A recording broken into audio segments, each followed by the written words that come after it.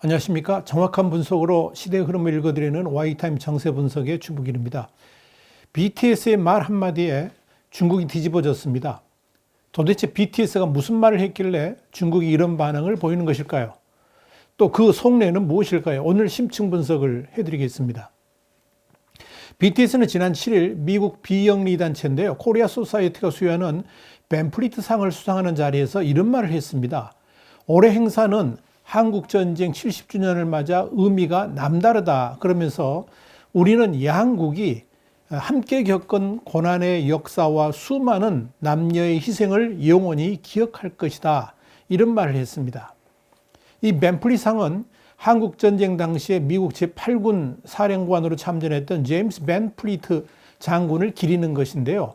매년 한미 관계에 크게 공헌한 인물 또는 단체에 주어지는 상입니다. BTS는 올해 음악과 메시지로 한미 관계의 발전에 기여했다는 점을 높이 평가받아서 이 상을 받게 됐습니다.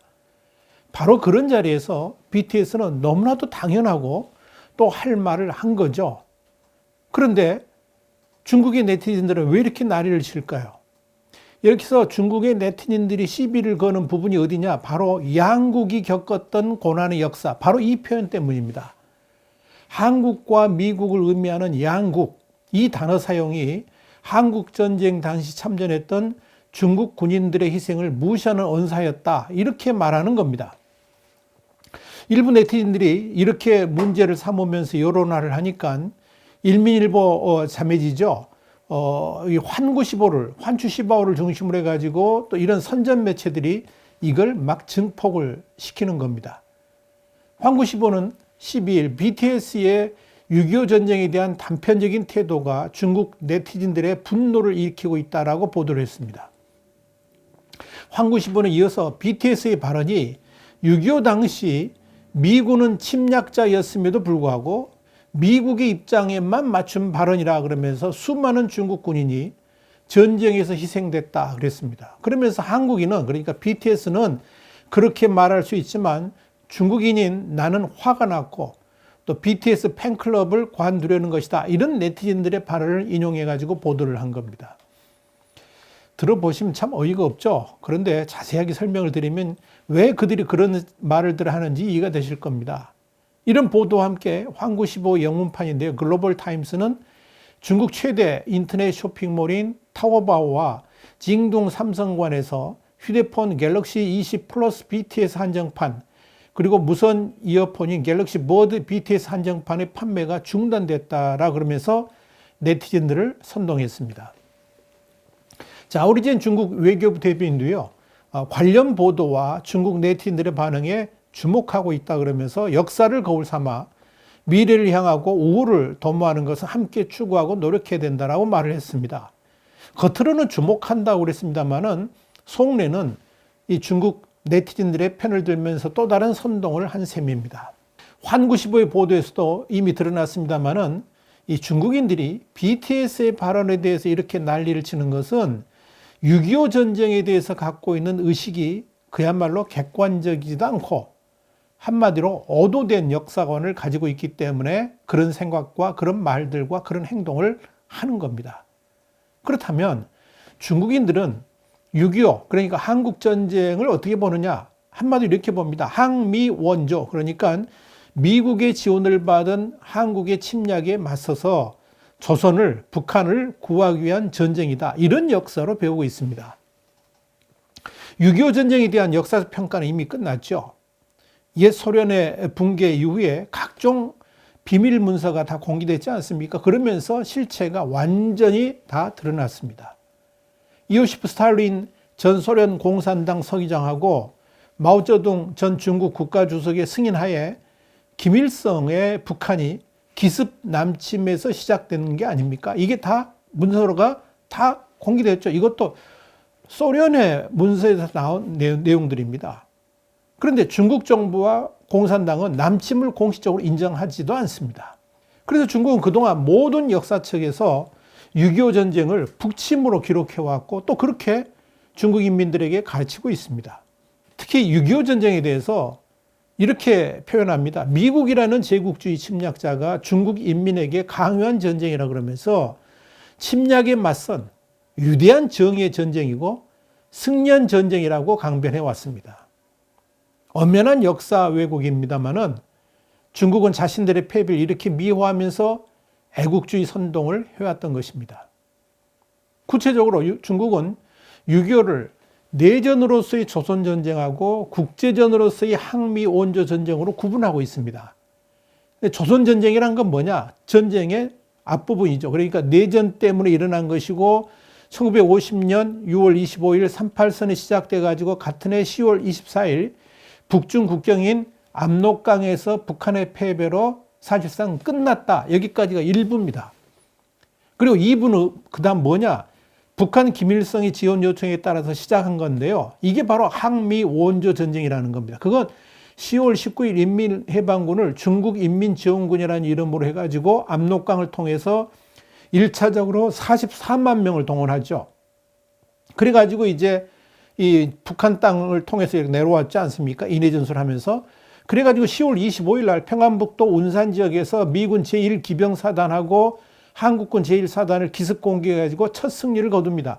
중국은 이날을 기념해서 10월 25일을 항미 원조 전쟁 기념일로 제정해가지고 매년 성대하게 행사를 거행하고 있습니다. 그날을 기념할 수밖에 없는 게 휴전 날짜를 잡게 되면 자신들의 패배가 드러나기 때문에 10월 25일을 잡고 있죠. 그러다가 1953년 7월 27일 휴전선까지 자신들의 표현을 뭐냐? 침략자, 그러니까 미국을 400km 이상 몰아내는 성과를 거뒀다라고 주장해왔습니다. 한마디로 북한은 패배한 전쟁을 했지만 중국이 미제국주의를 몰아내기 위한 전쟁에서 엄청난 전과를 거뒀다 그러면서 6.25를 항미 원조 전쟁으로 부르고 있는 겁니다. 그래서 시진핑 주석은 심지어 지난 2017년 8월 1일 베이징 인민대회당에서 열린 인민해방군 창설 90주년 기념 경축대 연설에서 이렇게 말을 했습니다. 인민군대가 항미 원조 전쟁 등을 승리로 이끌어서 국위와 군위를 떨쳤다. 이렇게 강조할 정도입니다. 중국이 한국 전쟁에서 엄청난 인적, 물적 피해를 입으면서 패배했다는 사실은 아예 중국의 역사 속에 존재하지도 않고 가르치지도 않습니다. 6.25 전쟁으로 인한 사망자만 해도요, 중국 정부는 30만 명이라고 밝히고 있습니다만 실제로 100만 명에 가깝다는 것이 정설입니다. 중국이 투입한 병력만 해도 소위 인해전술이라는 윤전 방식으로 연인원 240만 명이나 동원됐습니다. 여기에 비전 투입원 50만 명까지 합친다 그러면 무려 290만 명 정도가 되는 것으로 보고 있습니다.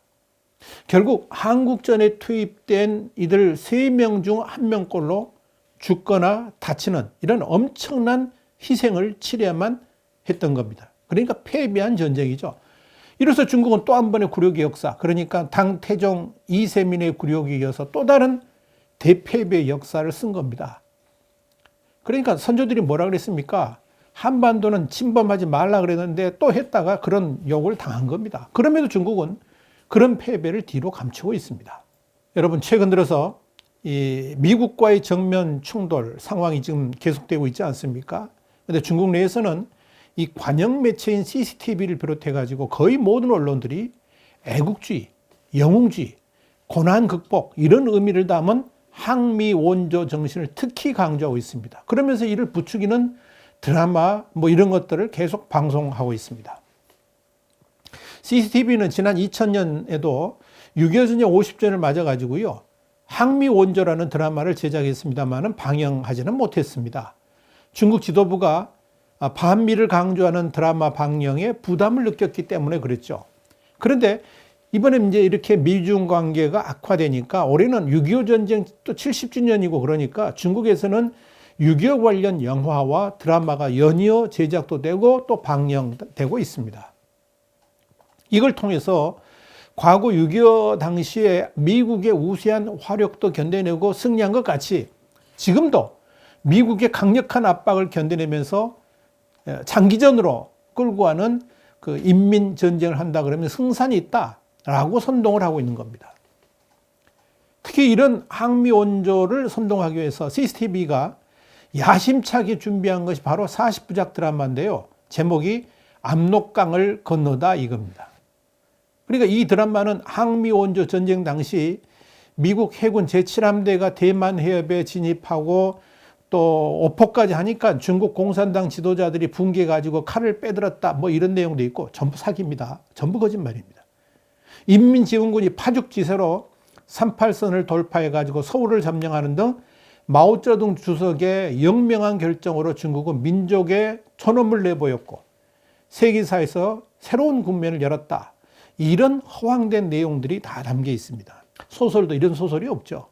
결국 이 드라마를 통해서 중국의 6.25 전쟁 참전 정당성 그리고 용감히 투쟁해가지고 승리하는 중화민족의 위대한 역사적 결단을 강조하겠다. 이런 뜻을 이 드라마에 담고 있습니다.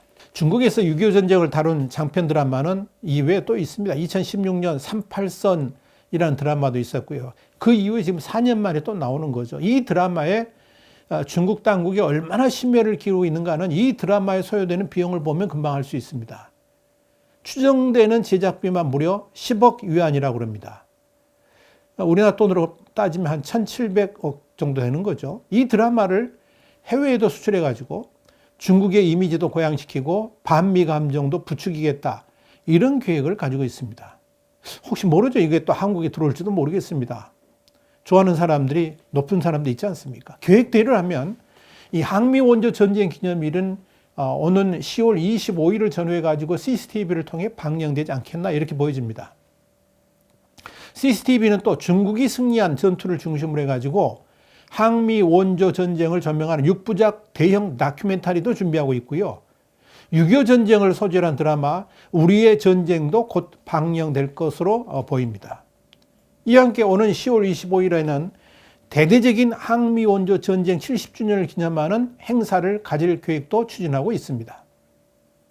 이런 관점에서 시진핑 주석이 지난 9월 3일 베이징 인민대회당에서 열린 중국 인민항일 전쟁 및 세계 반파시즘 전쟁 승리 75주년 기념자담, 제목도 굉장히입니다만은 하여간 이 행사에서 뭐라 그랬느냐, 중국 공산당이 역사를 왜곡하고 공산당의 본질과 목적성을 더럽히려는 그 어떤 사람과 세력에도 중국 인민들은 흔들리지 않을 것이라고 주장한 것이고요.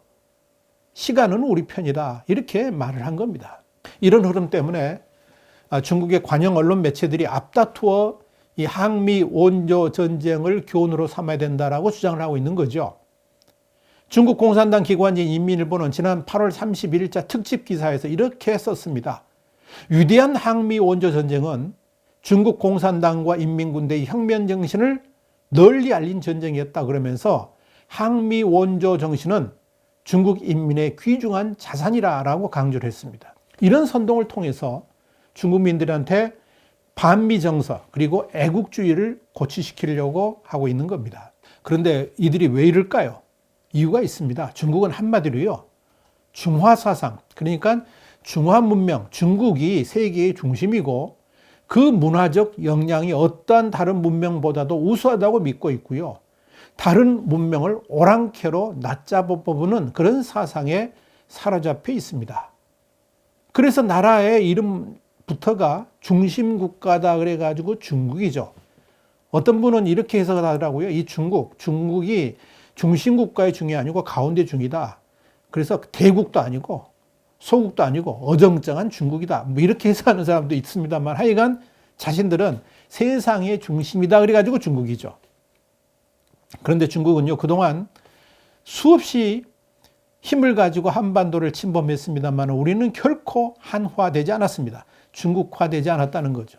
그러나 오만한 중국은 한국을 자신들의 속국처럼 여기고 있고 심지어 미중 정상회담에서 한국은 자신들의 영토였다라고 말하기까지 한 거 아니겠습니까? 중국은 지금 2012년에 있었던 18차 공산당 전당대회에서 시 주석이 밝혔습니다마는 중화민족의 위대한 부흥을 꿈꾸고 있습니다. 이를 한마디로 표현한 것이 바로 중국몽이죠. 그런 사상에 사로잡혀 있다 보니까 한국이 우습게 보일 수밖에 없는 겁니다. 중국의 지도자부터 그런 생각을 가지고 있으니까 중국민들 일부도 한국을 얕보고 우습게 생각하는 겁니다. 이번에 BTS 파문도 그래서 나온 겁니다. 여러분, 중국은 원래 그런 나라입니다. 세상 모두가 자신들을 떠받들여야 된다는 생각을 가지고 있죠. 중국이 세상의 중심이기 때문에 그렇다는 겁니다. 그런 오만함 때문에 이번 BTS 파문도 곧바로 한국 상품에 대한 불매 운동으로 연결된 겁니다. 한국을 그만큼 우습게 보는 겁니다. 심지어 K-팝을 좋아하는 애들은 모두 매국노라고 선동하기도 합니다. 이런 논란 때문에 BTS를 광고 모델로 내세웠던 삼성전자, 현대자동차, 필라 같은 한국 기업들은 중국에서 운영하는 공식 쇼핑몰 그리고 소셜미디어에서 BTS 관련 제품들을 다 삭제했습니다. 또 다른 제2의 사드 보복이 시작됐기 때문에 그렇습니다. 그러나 이런 중국인들의 태도는 역설적으로 중국이 지금 어떤 나라인지를 온 세계에 적나라하게 보여주고 있습니다. 특히 전 세계의 BTS 팬, 아미들이라고 그러죠. 이 아미들한테 중국의 실체를 있는 그대로 보여주고 있는 겁니다. 그렇기 때문에 우리 한국 사람들은 중국을 제대로 바라봐야 됩니다. 이번 BTS 파문은 다시 한번 중국이 어떤 나라인지 우리 국민들한테 깨닫게 만들어줬습니다. 중국은 자신들의 마음에 들지 않으면 그저 힘으로 누르려고 그럽니다. 그래서 그들의 아래로 복속시키려고 그럽니다. 중국이 사면팔방 오랑캐라 그래가지고 사이팔만이라 그러죠. 사이팔만. 이 사이팔만이 바로 그겁니다. 사면팔방에 오랑캐가 있다. 그래서 그들을 다 복속시켜야 된다 그러죠. 이 사이팔만 가운데서 지금 독립국가로 남아있는 나라는 딱 두 나라입니다. 대한민국과 베트남입니다. 이걸 우리가 분명히 인식해야 됩니다. 우리의 선조들이 그렇게 지켜왔습니다. 그렇기 때문에 지금부터라도 중국은 큰 시장이다. 이런 생각부터 버려야 됩니다. 그건 4대 사상입니다. 물론 큰 시장인 건 맞습니다. 그러나 언제든지 강도로 돌변할 수 있는 큰 시장일 뿐입니다. 가까이 할수록 더욱더 누르려고 하는 그들의 본성을 잊어서는 안 된다는 겁니다. 다시 말씀드립니다마는 중국은 결코 가까이 할 수 있는 나라가 아닙니다. 오죽했으면 베이징대 교수 시절의 사상가 후스가 중국이 협상하러 올 때는 그들의 속임수를 조심하라고 말을 했겠습니까? 우리가 또 하나 절대 가져서는 안 될 환상 가운데 하나가 뭐냐면 중국을 이용해서 통일을 추진한다는 착각입니다. 분명히 강조합니다마는 중국은 북한을 움직일 힘이 없습니다. 북한 또한 중국을 그저 이용할 뿐이지 절대 신뢰하지 않습니다. 김정은은 대놓고 시진핑을 욕하고 중국을 비난합니다. 중국 또한 북한을 말 안 듣는 정권이라고 이미 결론을 내렸습니다. 북중 간에 무슨 정상회담을 하고 무슨 대화를 나눈 것 같습니다만 그건 중국이나 북한 모두 미국 같은 자유진영에 대해서 뭔가 과시하려고 하는 쇼에 불과합니다. 실체가 없습니다. 그러니까요. 중국을 이용해서 북한과의 통일을 해야 되니까 중국과 가깝게 지내야 된다. 이런 헛된 소리들은 이제 하지 말아야 됩니다. 그런 관점에서 이 주미대사인 이수혁이 한국이 70년 전에 미국을 선택했기 때문에 앞으로도 70년간 미국을 또다시 선택해야 되는 건 아니다 라고 말을 했는데 그건 그야말로요. 무지몽매한 정치인의 입에서 나온 발언이다. 이렇게 말하지 않을 수가 없습니다. 이미 세상은 재편되고 있습니다. 이젠 중국 대 반중국의 구도로 가고 있습니다. 지금 중국 편에 확실하게 서 있는 나라는 북한, 이란 같은 나라일 뿐입니다. 심지어 그동안 한 배를 타왔던 러시아도요, 말로는 중국 편인데 사실상 미국에 더 가깝습니다. 이젠 동지였던 파키스탄마저 등을 돌렸습니다. 이미 중국은 몰락의 길로 들어서고 있다는 것을 의미합니다. 이런 상황에서 미국과의 동맹을 깨고 중국과 동맹을 할 수 있다는 생각을 가진 사람들이 있다 그러면 그야말로 4대 사상에 물들어 있는 그런 사람들, 한마디로 당장 정신병원에 입원해야 될 그런 환자들이다. 이렇게 말씀드릴 수 있습니다. 다시 한번 강조합니다. 중국은요, 베푸는 나라가 아닙니다. 대한민국의 아픔을 나눈 형제는 중국이 아니라 미국이었습니다. 미국은 중국이 그렇게도 찬양하는 한국전쟁에서 54,246명의 희생자를 냈습니다. 바로 우리 대한민국을 위해서 그런 희생을 한 것입니다. 지금의 우리 대한민국을 있게 만든 나라도 바로 미국입니다. 한미동맹이 있었기 때문에 가능했습니다. 그런데 중국은 어땠습니까? 사드 배치하는 것 가지고도 우리를 얼마나 핍박했습니까? 그들이 우리에게 거저 준 것이 있습니까? 그런 중국이 우리의 우방이 될 수 있다고 생각하십니까? 다시 묻습니다. BTS의 말 가운데 실수를 했거나 잘못된 말을 한 것이 한 문장이라도 있었습니까? 6.25로 인한 동족 산잔의 비극은 오로지 북한의 남침에 의해서 이루어진 것이고, 그럼에도 미국을 비롯한 유엔군의 참전으로 조국의 통일을 이룰 수 있었지만 이걸 끝내 방해한 나라가 어디입니까? 바로 중국 아닙니까? 그들 때문에 한국군과 유엔군이 또 얼마나 많은 희생을 당해야만 했습니까? 대한민국 영토는 또 얼마나 초토화됐습니까? 누구 때문에요? 중국 때문에. 이런 관점에서 본다 그러면 우리나라 역사에서 중국만큼 대한민국을 힘들게 만든 나라가 또 어디에 있습니까? 참으로 국난기입니다. 그저 반미라는 색안경을 쓰고 친중을 향해 돌격하는 이 나라의 많은 정치 지도자들을 바라보고 있으면 그저 대한민국의 미래가 암담할 뿐입니다. 그렇다면 국민들이 각성하는 방법 말고는 다른 방법 없지 않겠습니까? 여러분 어떻게 생각하십니까? 와이타임 정세 분석했습니다. 다음 시간에 다시 뵙겠습니다. 감사합니다.